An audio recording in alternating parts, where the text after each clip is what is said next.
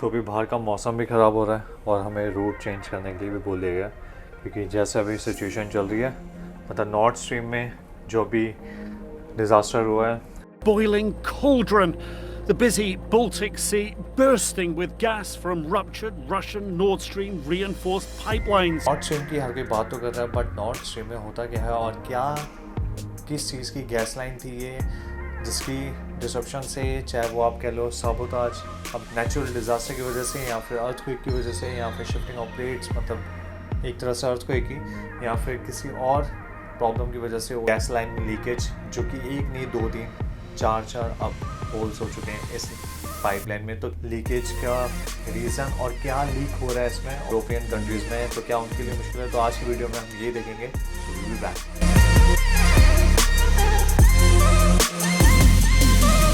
तो जैसे कि नॉर्थ स्ट्रीम जो है वो है ये गैस की पाइपलाइन रशिया से टू जर्मनी है और वहाँ से वाया बाकी यूरोपियन कंट्रीज़ के लिए। ये गैस पाइपलाइन नॉर्ड 1 जो बनाई गई थी वो बनाई गई थी, एस्टैब्लिश हुई थी प्रॉपरली, ये हुई थी 2011 में। गैस डेफिनेटली शिप के थ्रू ट्रांसफ़र होती है, बट सबसे इजी मीडियम है कि आपकी मैन मेड, मतलब आप कॉस्ट सेव करके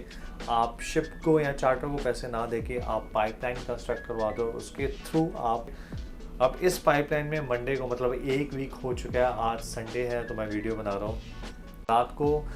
2 AM स्वीडिश टाइमिंग के अकॉर्डिंगली जो रिपोर्ट्स आई हैं, 30 मीटर्स डाउन है सी लेवल से, बट 30 मीटर्स मीन्स 220 और 230 फीट अप्रॉक्सीमेटली वो नीचे है, बट स्टिल जो बॉयल ऑफ हो रहा है उस गैस का, और वो आप सी सर्विस पे देख सकते हो। और जो ये इस चीज़ के बारे में जो बताया गया था वो भी एक F-16 के पायलट, जो डेनिश पायलट थे F-16 के, उन्होंने अपने नॉर्मल वो राउंड पे थे,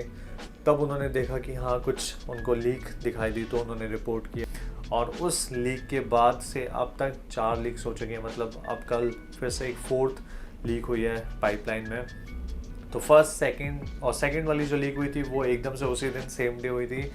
रात को 2 बजे मंडे के दिन पहली हुई, और 7:30 PM इवनिंग में दूसरी लीकेज स्टार्ट हो गई गैस पाइपलाइन में से, जो वो भी बहुत बड़ी लीकेज स्टार्ट हुई है, क्योंकि पाइपलाइन में आपको देख के पता लग रहा है, जैसे विजुअल्स जैसे वीडियोस दिखाई दे रही हैं। नॉर्थ स्ट्रीम को हम यूज़ कर रहे थे, इस पाइपलाइन को यूज़ कर गया था मीथेन गैस की ट्रांसफरिंग करने के लिए। जैसे कि सबको पता है कि यूरोपियन कंट्रीज में बहुत ज़्यादा ठंड होती है, तो वहाँ पे इलेक्ट्रिक पावर जनरेट करने के लिए गैस यूज़ करते हैं प्रोपल्शन के लिए, और उस गैस की प्रोपल्शन से आप जनरेटर मूव करते हो बेसिकली। अगर मैं छोटा सा प्रिंसिपल बताऊं कि जब मैं छोटा था तब हम जनरेटर चलाते थे, मतलब घरों में हर किसी के जनरेटर्स होते थे यामाहा, जिसको हम रोप से पुल करके हम जनरेटर से चला के फिर हम इलेक्ट्रिसिटी प्रोड्यूस होती थी घर में। जनरेटर की शाफ्ट मूव करती है तो कॉइल्स के थ्रू इलेक्ट्रिसिटी प्रोड्यूस होती है, और उन वाइंडिंग्स के थ्रू जब इलेक्ट्रिसिटी प्रोड्यूस होती है तब वो ट्रांसफ़र की जाती है सिटीज़ में। जैसे कि हम लोगों को पता है कि अभी यूके और रशिया के बीच में वॉर चल रहा है, और रशिया ने भी अभी गैस डिमांड थोड़ा कम करते करते यूरोपियन कंट्रीज़ को देना बंद कर दिया है। जो सेकंड वाली लाइन थी वो भी कंस्ट्रक्ट हुई थी, मतलब नॉर्थ 2 जो लाइन है वो सितंबर 2021 में कंस्ट्रक्ट हुई है अभी, और रिसेंटली कंस्ट्रक्ट होने के बाद उसकी बस चेक के लिए जो शायद गैस अंदर उस पाइपलाइन में रही होगी वो ये भी लीक कर रही है। और जो नॉर्ड 1 थी वो तो यूज़ होती थी, बट अभी जून से जुलाई से रशिया ने गैस कम करना स्टार्ट कर दिया था लाइंस में, मतलब यूरोपियन कंट्रीज़ को देना बंद कर दिया था। अब European countries basically totally dependent है रशिया के ऊपर, कि इसको मेंटेन करना है, इसको फिर से कंस्ट्रक्ट करना है, इसके मेंटेनेंस को कुछ करने में कह रहे हैं कि कुछ मंथ्स का टाइम लगेगा। डेनमार्क के प्राइम मिनिस्टर और स्वीडन के और जर्मनी के जब सबसे पूछा गया तो सबने यही बोला कि ये साबोताज है। साबोताज मीन विलिंगली आपने उस चीज़ को डिस्ट्रैक्ट किया, मुझे किया ताकि ब्लेम किसी और पे आ जाए। तो वैसे ये डिफरेंट है ऑयल पोल्यूशन से, क्योंकि ऑयल पोल्यूशन में ज़्यादा मरीन लाइफ के ऊपर इफेक्ट पड़ता है रादर देन ये मीथेन गैस की, क्योंकि वो खाली बॉयल ऑफ हो रही है, उस एरिया के अराउंड टेम्परेचर चेंज हो रहा है और उसकी वजह से बायोन्सी में भी डिफरेंस आ रहा है वाटर की। तो वो वेसल्स वहाँ पे भी ट्रेड कर रहे थे, उनके लिए डिफ़िकल्टी हुई कि ज़्यादा वेसल्स अब नहीं आ जा पाएंगे, मतलब ट्रैफिक वहाँ पे इंक्रीज़ हो जाएगा। तो ये जो एक्सप्लोजन हुआ है लाइन में, ये हुआ है नियर बाय बोनहोम आइलैंड, जो कि नियर बाय है जर्मन के। तो वहाँ पे नेवल शिप्स और नेवल बेस है जहाँ पे पेट्रोलिंग चलती रहती है, और वहाँ पे होल होना मतलब यहाँ तो ये साबोताज मतलब विलिंगली किया गया है या फिर नेचुरली हुआ है या फिर कर पाओ, या फिर किसी ने वहाँ पे बॉम्ब प्लांट करके तब होल किया है उस पाइपलाइन में। तो अभी ये स्टडी नहीं हुई है क्योंकि अभी तक ये कंट्रोल में नहीं लाई गई है, मतलब जो लीकेज हो रही है गैस की, और कह रहे हैं शायद इस वीक के एंड तक इस पाइपलाइन में जो गैस है वो पूरी की पूरी फिनिश हो जाएगी, और उसके बाद वो देखेंगे कि रिपेयर करने के बाद कि वहाँ पे होल कैसे हुआ। अगर पाइप पेनिट्रेट अंदर की तरफ है तो मतलब किसी ने बाहर से जानबूझ के कुछ किया है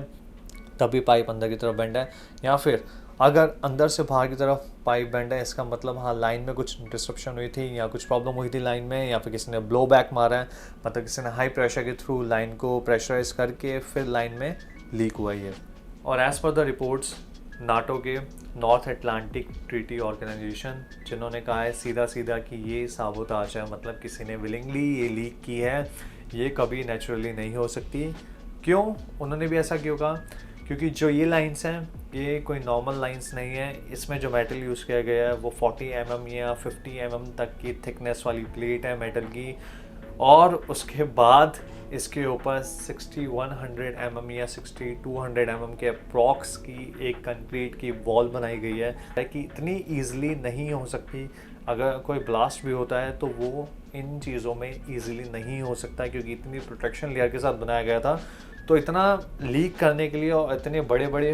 तो जिस रेट पे वो गैस लीक कर रही है इसका मतलब कोई बड़ा होल होगा नीचे पाइपलाइन में, और इतना बड़ा होल होना मतलब कोई छोटी चीज़ नहीं है, वो बड़ी बात ही होगी। नाटो के अकॉर्डिंगली जो नाटो में कंट्रीज़ आती हैं, Germany, Finland, Sweden, Latvia, Estonia, Lithuania, Poland, 8 countries आती हैं, और जो 2 अभी भी आई हैं स्वीडन और फिनलैंड, मतलब जिनका पेपर वर्क चल रहा है, बट वो भी नाटो में आ जाएंगी।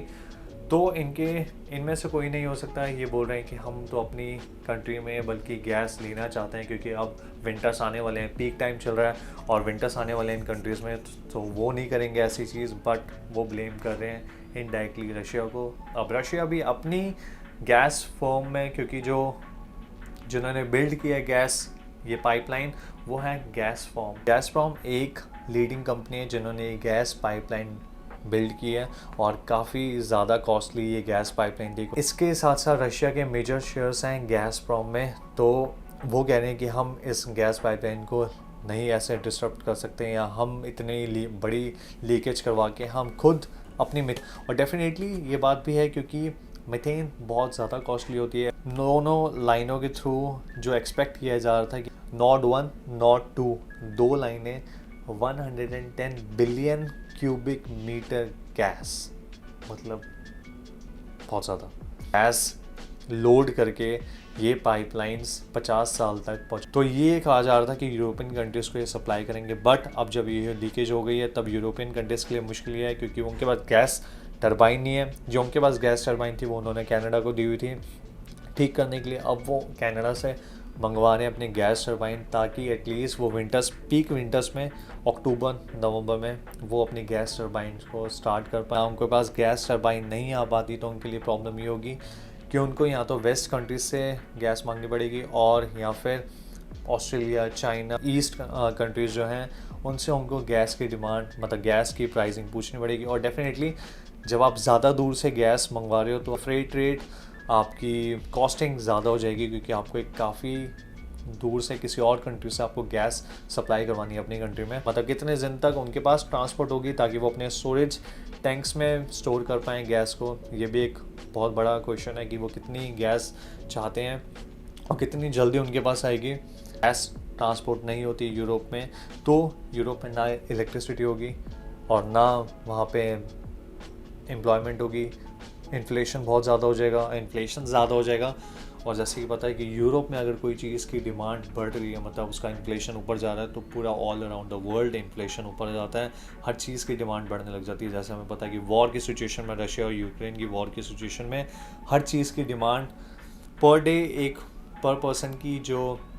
डिमांड थी एक फूड की, उसकी लाइवलीहुड की, तो वो बढ़ गई थी, इंक्रीज़ हो गई थी। और अभी इसी सिचुएशन को देख के ये बोला जा रहा है कि अब जब ये लीकेज हो गई है, अगर इसको रेक्टिफाई नहीं किया गया तो ये प्रॉब्लम कर सकती है आगे इन फ्यूचर के लिए, क्योंकि इसको भी अभी कंस्ट्रक्ट करने में फिर से काफ़ी मंथ्स का टाइम लगेगा। वो यूज़ नहीं करेंगे पाइपलाइंस क्योंकि एक बार लीकेज हो गई पाइपलाइन से,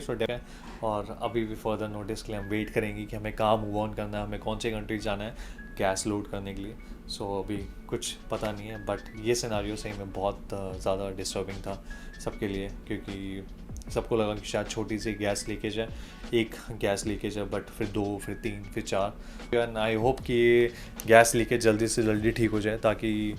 किसी के लिए प्रॉब्लम ना हो, क्योंकि यूरोप में जब ठंड होती है तो बहुत ज़्यादा ठंड होती है। अगर ये वीडियो आप लोगों को पसंद आई हो, so do like share subscribe the channel, और बताना मुझे कि आपको कैसे लगी वीडियो। तो आगे मैं और वीडियोस बनाऊंगा ऐसे टॉपिक्स से related. So see you, signing off. Delhi वाला चैनल, मिलते हैं नेक्स्ट वीडियो में न्यू टॉपिक।